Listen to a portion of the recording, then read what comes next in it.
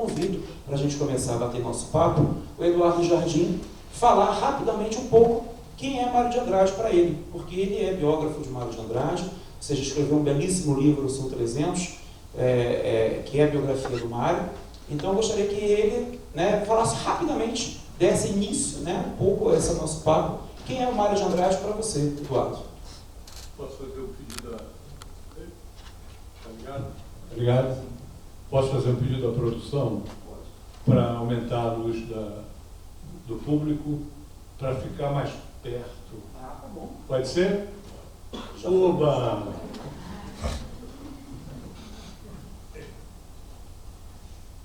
Já que se começou com cartas, tem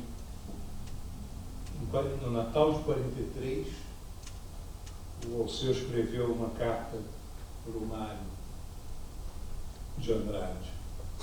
Sou muito diferente de você. A distância que separa um extremista e um anti-extremista. Mas sempre o amo como um amigo verdadeiro e o admiro como um mestre autêntico. Não é? Então, aí a gente ficou de falar um pouquinho de cada uma dessas duas importantes figuras, eu do Mário de Andrade. Difícil falar do Mário de Andrade, porque ele próprio disse que ele era 300 ou 350. E o Mário de Andrade nasceu no mesmo ano que nasceu o Alceu Moroso Lima, 1893. E morreu muito antes do Alceu, morreu com 51 anos, em 1945, em fevereiro de 45. E o Mário nasceu em São Paulo, numa família de classe média, nada como o perfil aristocrático que tem o Dr. Alceu. Ele teve A gente tem pouco acesso a documentos da infância do Mário, mas através dos contos do Mário de Andrade a gente pode reconstituir um pouco a atmosfera da infância dele.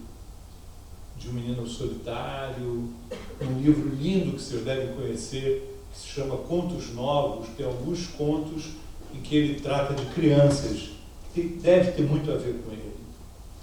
E ele teve uma formação católica, ele foi congregado mariano,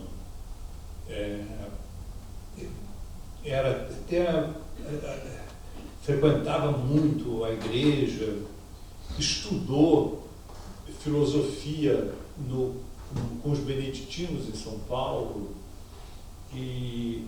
mas quando perguntavam a ele se ele era católico, ele dizia que ele era agnóstico. E quando perguntavam se ele era agnóstico, ele dizia que era católico.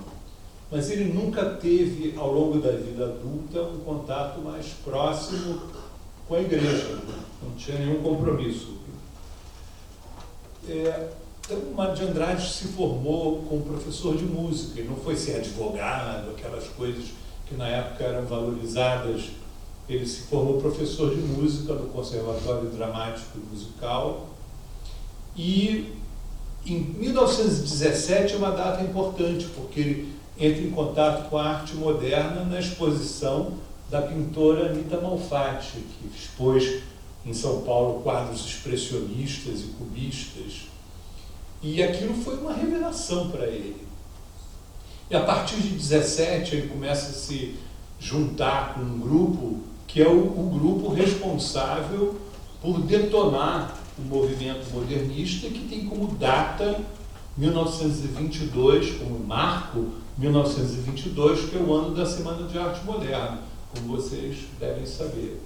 E o Mário de Andrade se torna a liderança mais importante do movimento modernista. Ele é quase o pensador do modernismo. Acho que pode-se dizer isso.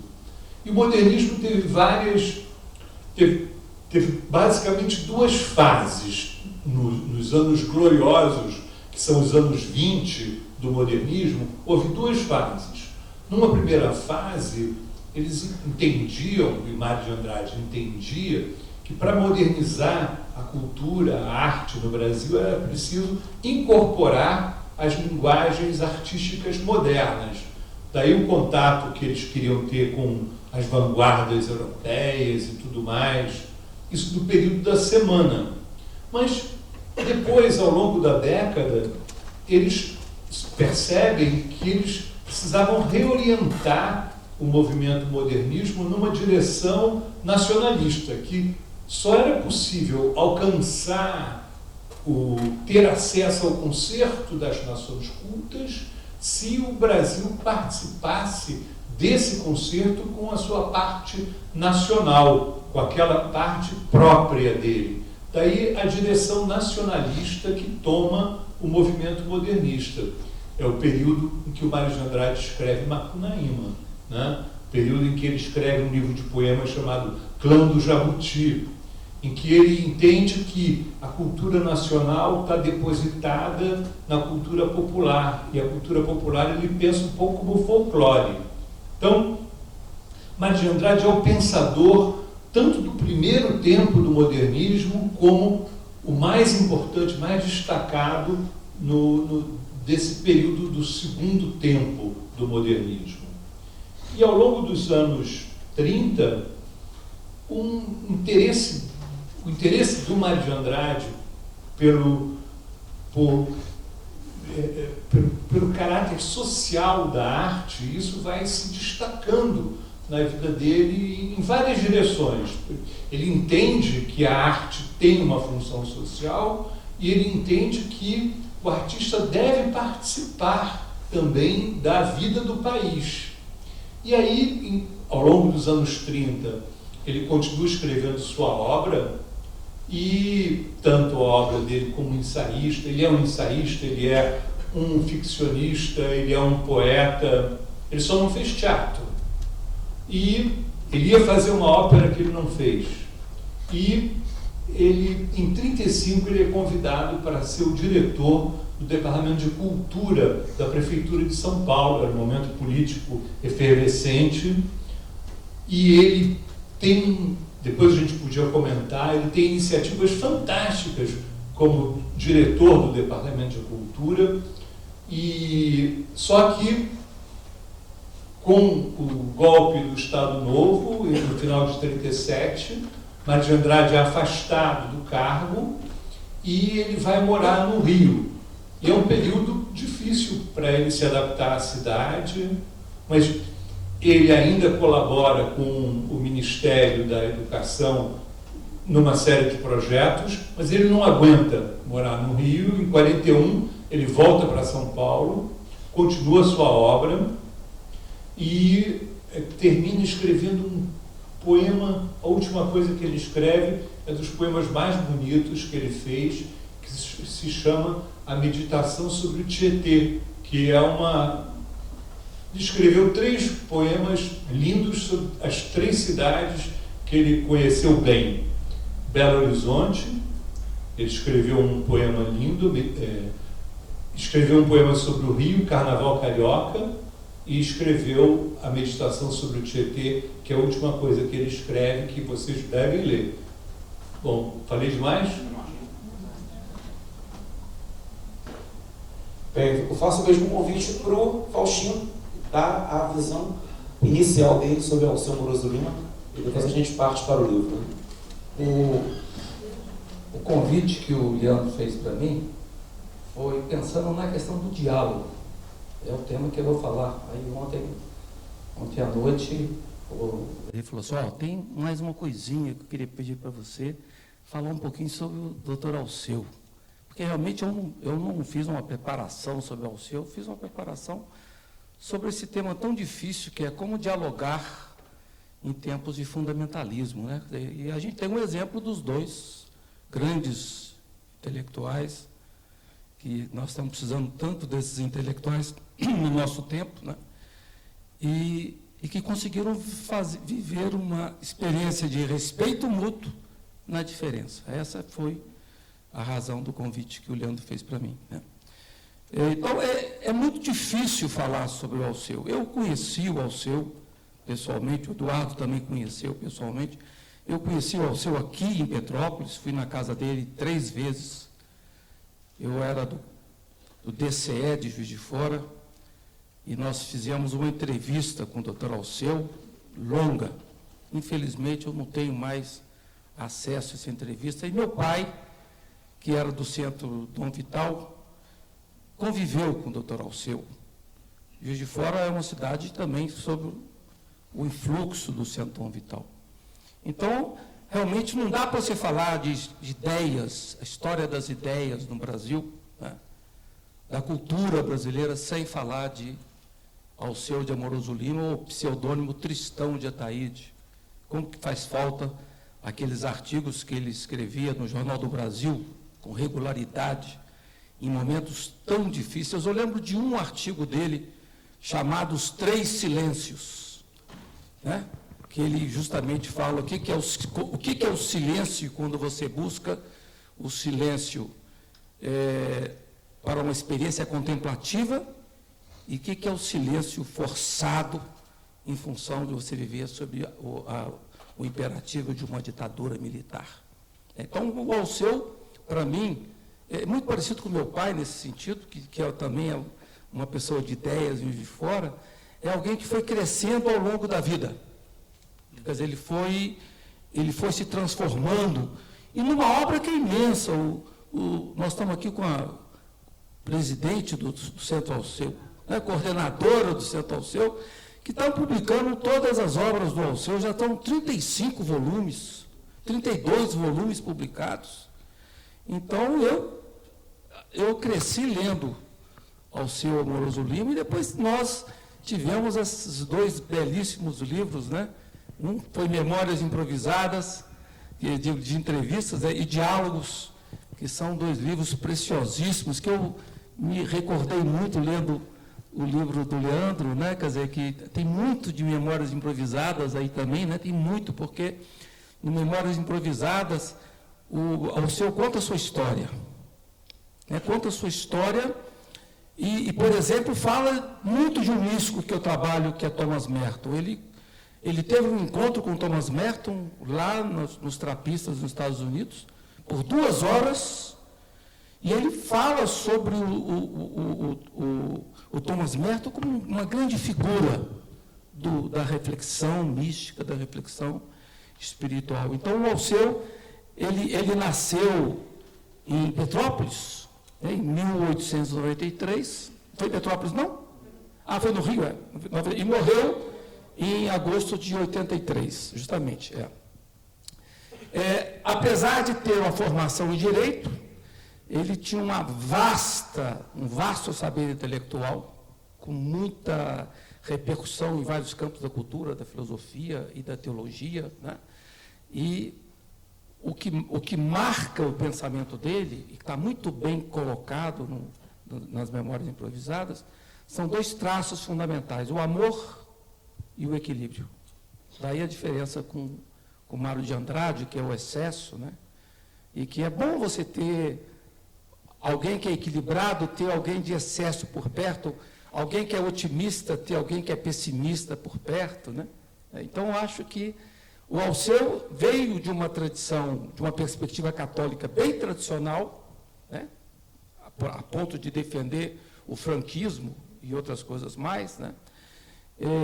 A ligação forte com Dom Leme e toda uma visão da singularidade da igreja, daí a birra, com o sentido do Mário de Andrade, que tinha uma resistência contra esse traço igrejeiro do Alceu de Amoroso Lima, né? E é um belo trabalho que eu acho que vale a pena ser lido, que é uma das coisas mais lindas para capturar quem foi Alceu de Amoroso Lima, que é o livro Cartas do Pai. É um livro de quase 600, 700 páginas, que ele escreve para a filha beneditina. A minha tia era abadesa beneditina aqui em Petrópolis, Maria Eugênia. Eu vinha muito a Petrópolis por causa dela e vinha também por causa do Alceu. E a filha beneditina do Alceu, ele colocou toda a sua história, toda a história do Brasil está presente nos desabafos do Alceu para a filha nas cartas do pai. Então ele foi se abrindo de uma visão mais fechada, católica mais tradicional. Talvez o Mário de Andrade pegou o Alceu nessa época, né? Porque se ele tivesse pego o Alceu posterior, ele foi se abrindo com o Concílio Vaticano II, né? Foi se abrindo para a perspectiva, e no final estava defendendo a teologia da libertação. No final ele estava um radical defensor da teologia da libertação, dos dominicanos presos, Beto, Ivo, Fernando, né? E com artigos fantásticos. O que mais faz falta para mim hoje no Brasil é você ter uma coluna, como tinha o Carlos Drummond de Andrade e o Alceu Amoroso Lima, toda semana no Jornal do Brasil, né? E ver um Alceu que é um exemplo, para mim, é um exemplo de abertura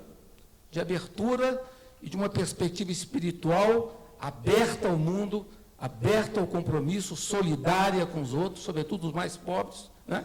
Como a gente tem visto hoje, de forma muito bonita, com o Papa Francisco, e daí os ataques violentos que ele sofre. E é muito interessante, valeria a pena você fazer um livro sobre a relação do Alceu com Gustavo Corsão. Gustavo Corsão, porque Gustavo Corsão atacava violentamente o Alceu e o Alceu respondia com silêncio. Quer dizer, o equilíbrio, né? O traço do equilíbrio.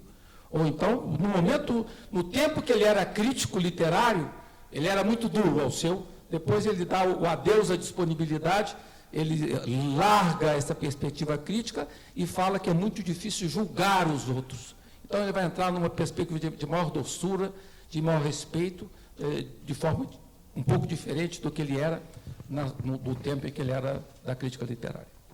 Ótimo.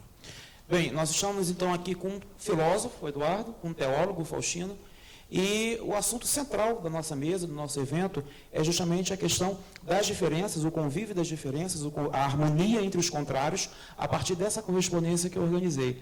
Então eu pediria os dois, primeiro Eduardo, depois Faustino, que falasse um pouco, pensasse um pouco conosco, partilhasse um pouco conosco sobre essa questão das diferenças, sobre essa questão, hoje em dia, quase que de um terrorismo ideológico. Parece que, se você pensar diferente do outro, a gente quase que apanha hoje em dia, dependendo do contexto que a gente está, dependendo da pessoa com quem a gente esteja conversando. Então, como é que vocês veem esse momento hoje, a partir, filtrado, vamos dizer assim, pela correspondência? Por favor, Eduardo. Não vou chegar a esse momento hoje, não, peraí. Tá bom, tá ótimo. Eu queria só contar um pouquinho mais de como é que se deu o encontro do Mário com Alceu. Alceu foi o primeiro crítico a escrever sobre a poesia do Mário de Andrade, fez uma crítica de Paulicedes Vairada.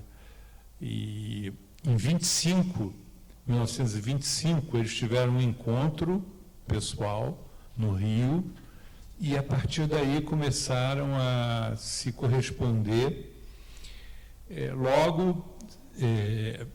O assunto, em geral, era literatura, no início, sobretudo, era literatura. Em 28 se dá a conversão, ou a volta do Alceu à igreja, ao catolicismo, através da influência, do contato que o Alceu teve com Gustavo Corsão e com Jackson Figueiredo, desculpe. E se dá a criação do Centro Dom Vital, que reunia esse grupo de intelectuais católicos. E o Mário de Andrade, numa das cartas para o Alceu, nesse período, então, de depois da conversão, ele, tendo lido coisas que o Alceu estava escrevendo, disse: o Brasil perdeu um crítico, o mais importante crítico literário, para ganhar um doutrinador, que é atualmente o Alceu. Então, ele logo se desentende dessa postura que ele chama de sectária do Alceu. Mas eu acho que tem duas...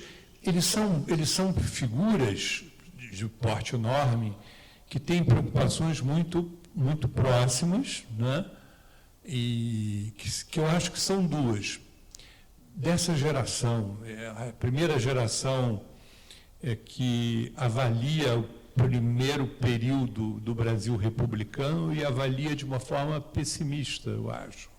E buscam dar uma orientação à vida brasileira. Tanto os modernistas, como os católicos, ou até os autoritários, enfim, nessa época pensavam que direção dar ao Brasil. Então, e Mário de Andrade e Alceu tem, então, uma discussão sobre a realidade brasileira. E a discussão em que eles divergem é de que o Alceu entendia que o Brasil era um país de formação católica. E porque era um país de formação católica, ainda que o catolicismo estivesse desmobilizado, era preciso mobilizar os católicos e dar uma direção ao Brasil que fosse norteada pelo ideário católico.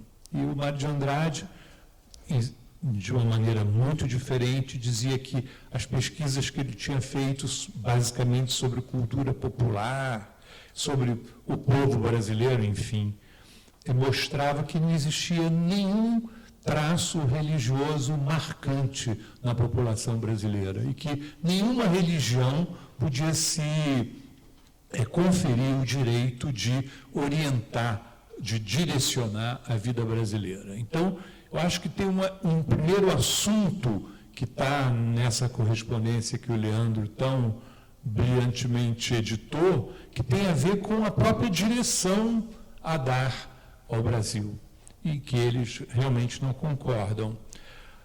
Outra coisa que me chama a atenção no livro da correspondência, nessas cartas, é a discussão que eles têm sobre o próprio conceito, a própria ideia de sectarismo, que é levantada pelo Mário de Andrade em uma acusação que ele faz ao Alceu. E o que ele entende, o que o Mário de Andrade entende quando fala de sectarismo do Alceu? Ele acha que, sobretudo do ponto de vista da crítica literária, é impossível você julgar alguma coisa tendo como critério uma verdade que nunca pode ser questionada. Então, ele achava que alguém que tem uma verdade que considera inquestionável não pode ser um bom crítico literário. Na perspectiva do Mário de Andrade, um crítico literário é alguém que se abre para o que está em contato. Ele fala até da caritas, do amor, né, de entrega que um crítico literário deveria ter. E o Alceu responde ao Mário de Andrade. O Mário de Andrade diz: você é um sectário, porque você faz uma crítica dirigida por uma ideia geral que te orienta. E o doutor Alceu responde: não, você também é sectário dessas igrejinhas aí que você dirige, que você orienta. E digo mais, eu não sou sectário, apenas eu tenho uma ideia que me ilumina e que me ajuda a julgar de uma forma mais justa. Então, a conversa é interessante porque o Alceu não descarta ser um sectário no sentido positivo, vamos dizer, da palavra, né? Porque essa espécie de sectarismo podia até ajudá-lo a bem julgar. Essa discussão ela não é conclusiva. Eles trocam cartas sobre isso,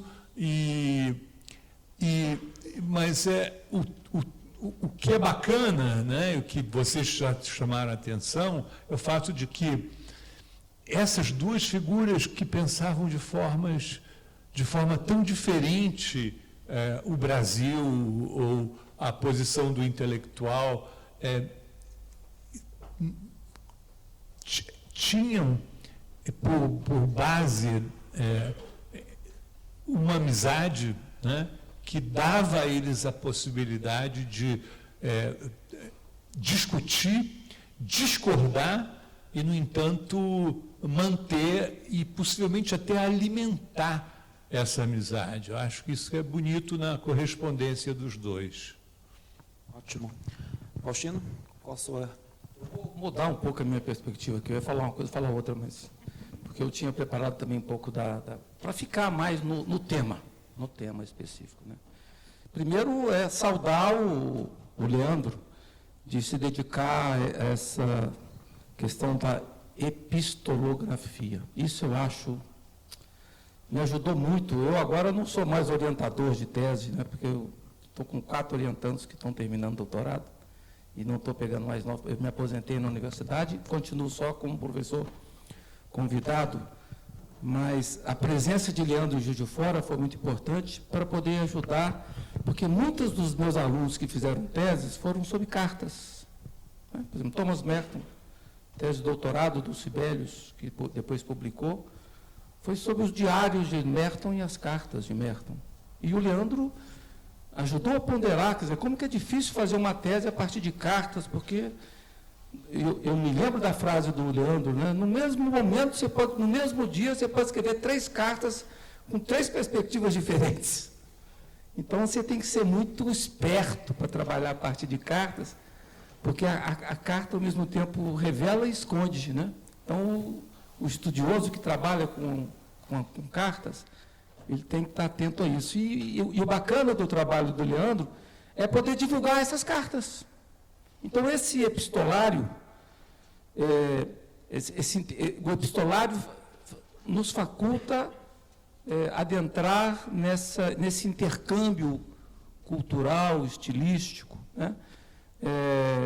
Que é fundamental para acessar a vida de alguém, mais do que o livro. Porque, às vezes, nas cartas você se solta mais, né? Do que no livro, que você tem muito mais um arcabouço teórico de proteção. Igual nas cartas do Alceu para a filha, ele se solta muito mais do que nos seus livros, né? Então, de fato, nós estamos diante de 2 pessoas que estão em tensão. E estar em tensão não é um mal. Estão em tensão tanto no campo ideológico, como no campo religioso, mas muito amigos e respeitadores das diferenças. Isso aí, muito bonito o e-mail que o Leandro mandou para mim, quando fez o convite, que me animou para estar aqui. É isso, né? Quer dizer, tão importante para o nosso tempo. Eu vou terminar a minha fala depois, falando sobre isso. Como é difícil hoje, nas últimas eleições, né, você respeitar as diferenças, né? Lidar com, como no exemplo desses 2 grandes homens. Quer dizer, a correspondência entre eles, entre Alceu e Mário de Andrade, testemunha o respeito entre 2 escritores, apesar das divergências ou das diferenças. Mário de Andrade reconhece o valor dessa correspondência, né? Como tem uma passagem, uma missiva enviada a Moacir Werneck de Castro, em 44, que ele fala: talvez se vocês lessem essas cartas de Tristão, ficassem abalados, salta delas, ringe nelas uma dignidade incontestável. Bonito isso, né? Quer dizer, o diferente reconhece a dignidade do outro. Quer dizer, como geralmente ocorre nessas trocas, nessas missivas, né? Mário e Alceu apresentam momentos de tensão, de choque, nos quais a liberdade, acho que é uma palavra importante para os 2, né? Eu assisti a peça que está passando no Rio até o dia 13, né? Ou 17, que é Macunaíma, como também está passando a peça Grande Sertão Veredas, é o tema do curso que eu estou dando em Juiz de Fora nesse semestre, Grande Sertão Veredas. E eu lendo um dos grandes estudiosos de Mário de Andrade, analisando Macunaíma, fala da religiosidade de Macunaíma, né? Quer dizer, no fundo, enquanto que o Alceu Amoroso Lima está vinculado a um catolicismo quadrado, fechado, o Mário de Andrade está lidando com a diversidade, está lidando com a macumba, né? Quer dizer, o macumbeiro, né? Aliás, uma crônica tão bonita que saiu no jornal no Globo do último domingo, né? Falando sobre a questão religiosa no Macunaíma. Quer dizer, a força da diversidade. Macunaíma não estava preso a nenhuma identidade, ele navegava na diferença, igual o Riobaldo. Então, essa é uma perspectiva de abertura inter, né? E o Alceu, nesse momento, ainda estava fechado numa perspectiva intra. Então, essa também é um pouco a razão do choque que vai se dar entre os dois. A convivência entre eles é uma convivência que durou muito tempo. Foram cartas durante muitos anos. O respeito se deu até a hora da morte Então, é muito importante marcar essa perspectiva de pessoas que são radicalmente diferentes nas atitudes, na maneira de pensar, de criar arte, né? Ambos nutriram forte amizade até 28, ano da ruptura definitiva entre eles, assim como o Mário de Andrade vai romper com o Oswald de Andrade também, quer dizer, são várias rupturas que acontecem nesse momento, né? Em texto de Alceu, presente no livro Companheiros de Viagem, 1971, que é um livro muito importante. Esse livro é um livro muito importante, né? Ele dirá: durante 25 anos de sua atividade intelectual, encarnou realmente o novo espírito das letras brasileiras. Viveu o modernismo com todas as fibras do seu ser.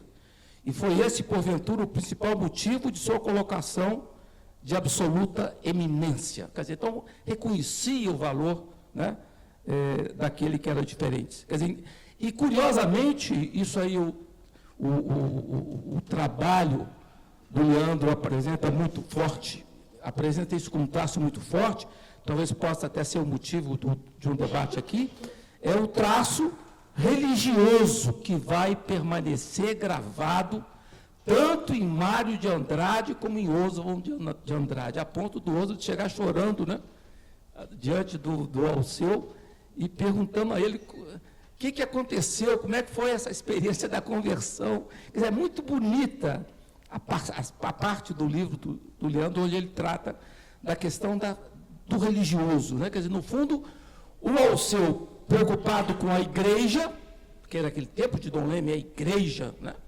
E o Mário de Andrade preocupado com a diversidade e sem romper com a dinâmica do religioso. Essa que é um pouco o que marca a perspectiva. O Leandro cita uma carta de Mário de Andrade a Augusto Meyer, em 28, que ele diz: o problema religioso, na verdade, só tem uma decisão capital, a meu ver: a existência ou inexistência de Deus. Mesma questão que aconteceu com Guimarães Rosa, num debate com o Antônio Cândido. O Antônio Cândido perguntou para o Guimarães, num encontro sobre socialismo, sobre reflexão, o Antônio Cândido falou que a questão fundamental é a luta pelos outros, é a questão socialista, e o Guimarães Rosa respondeu: não, a questão fundamental é se existe ou não Deus. Essa é a questão fundamental, né, na visão de Guimarães Rosa. Então, num texto proferido por Alceu na missa de 7º dia, em memória a Mário de Andrade, que está no livro também, na Catedral da Sé, do Rio de Janeiro, 1945, ele faz menção ao drama de Mário de Andrade, semelhante a Murilo Mendes, sendo o drama de Mário o repúdio ao cristianismo integral, que o deixava sempre insatisfeito consigo mesmo e com o mundo. Então, essa dialética entre os dois. Eu quero terminar, aí que eu quero chegar no ponto que eu queria chegar, que eu preparei, mas embora eu pulei a parte do diálogo, a partir da reflexão nossa atual. Quer dizer, sendo convidado para falar sobre dois intelectuais de peso e que se respeitam mutuamente apesar das diferenças, nós estarmos vivendo num momento nacional marcado pelo que eu chamo de bolhas identitárias.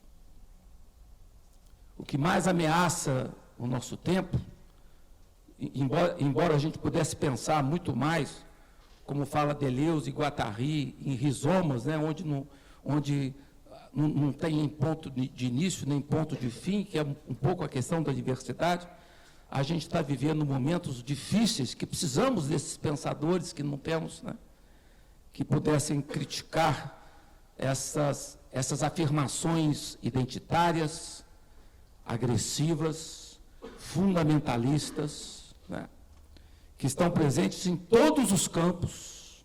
Né? Há pouco tempo você vê Gilberto Gil sendo questionado, Caetano Veloso, quer dizer, a falta de respeito com a diversidade, né? Quer dizer, uma tendência problemática de ler o mundo a partir de uma localidade exclusiva.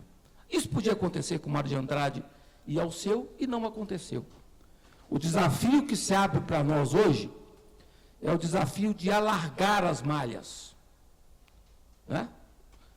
Ou então, como tem colocado muito uma pensadora americana que participou aqui no Rio de Janeiro, de um simpósio maravilhoso chamado Os 1000 Nomes de Gaia, e que a dona Arway, e que o Instituto Humanitas da Unicinos tem divulgado a reflexão dessa autora, ela trabalha o feminismo. Então, nos vários campos hoje, tanto no campo da reflexão sobre LGBT, no campo da reflexão sobre o feminismo, no campo da reflexão religiosa, nos vários campos nós temos as bolhas. No campo da política, né? Então, ela reage contra isso, contra esse insulamento de caminhos com as mônadas estanques, impermeáveis umas às outras, que acabam levando a solilóquios, cada um falando por si e não escutando o outro, que é um traço essencial do diálogo. Seu convite de Donna Haraway é no sentido de um olhar ampliado. Inclusive, ela usa um termo muito bonito, ela chama, nós estamos vivendo o sínodo agora, né? Se abriu hoje é dia de São Francisco, né? E se abriu o sínodo da Amazônia. E o grande tema é interconexão. Pensar o diálogo no sentido amplo da interconexão, não só do diálogo entre seres humanos, pensar humanidade, animalidade, vegetalidade, mineralidade, num campo de profunda interconexão. Então, o convite de Donna Haraway é de lucidez e largueza. No sentido de que, muitas vezes, as bolhas identitárias se firmam de forma tão violenta na sociedade que falta ar. Você não consegue respirar diante as pessoas são impermeáveis. Elas não se deixam provocar pela diferença. Então, há que abrir caminhos. Aí ela dá uma pista que eu acho sensacional, que defendam mais afinidades do que identidades. Esse é o caminho aberto para gerar uma comunidade com outras espécies. Ela chama de espécies companheiras, né? Ela tenta quebrar essa ideia de nós. Quando você fala nós, está envolvido só a questão dos humanos, ela amplia o quadro do nós para uma perspectiva mais ampla. Então, buscar afinidade é resultado da alteridade, da diferença e da especificidade. Então, há que aprender a florescer na complexidade. Essa é a expressão que eu concluo da Donna Haraway, que eu acho muito bonita, né? Florescer na complexidade. Só poderemos florescer na complexidade quando formos capazes de respeitar as diferenças nas suas singularidades. Todos estamos, de uma forma ou de outra, domiciliados numa identidade, mas temos que entender que nenhuma identidade pode ser exclusiva ela tem que ser aberta à dinâmica do intercâmbio, da troca, da provocação e da possibilidade de ser habitado pela diferença. É isso.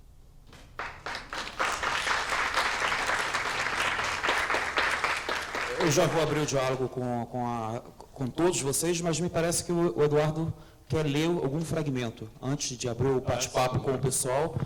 E aí, depois da leitura do Eduardo, a gente bate o nosso papo, todos ficam abertos para conversar. Vou um pouco na linha do Faustino, mas para vocês terem uma mais ideia de como é que eles escrevem, vou ler duas passagens.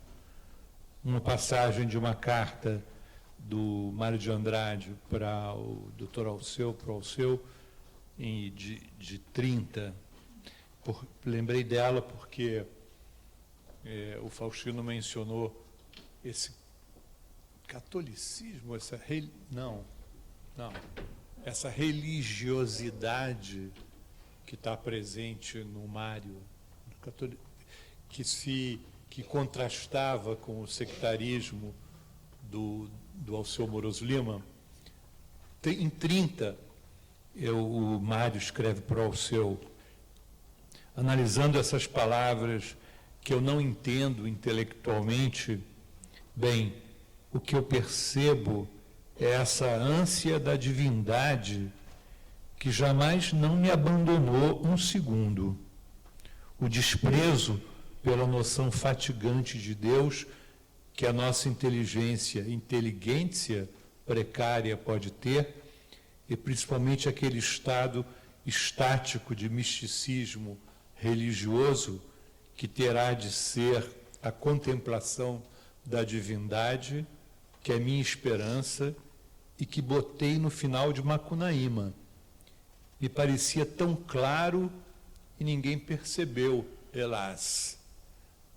Não é? Coisa da religiosidade. Isso, Mário de Andrade falando. E agora, em uma carta já tardia, de 43, agora é o Alceu falando para o Mário, no Natal de 43. Ele diz assim, isso é bem o espírito de toda a correspondência. Não quero que termine este ano de 43, de 1943, em que ambos alcançamos o mesmo cinquentenário, sem lhe mandar dizer a amizade e o meu apreço inalterável. Muita coisa nos tem separado nestes 15 ou 20 anos de aproximação, além da distância Rio-São Paulo. Depois ele fala um pouquinho adiante. Por isso mesmo, porque no decorrer deste ano, 3 acontecimentos nos separaram de modo relativamente grave, seu livro, sua carta e seu telegrama, não vem ao caso aqui explicar, não posso terminar, repito, o ano do nosso cinquentenário sem lhe trazer um abraço muito amigo. Quaisquer que sejam os motivos de nossas recíprocas incompreensões, qualquer que seja a variedade dos nossos caminhos, quero dizer-lhe quanto bem lhe quero desde os tempos remotos do seu primeiro livro e quanto admiro a gravidade, a importância, a originalidade e a força de sua obra. Não variei nessa admiração desde o início.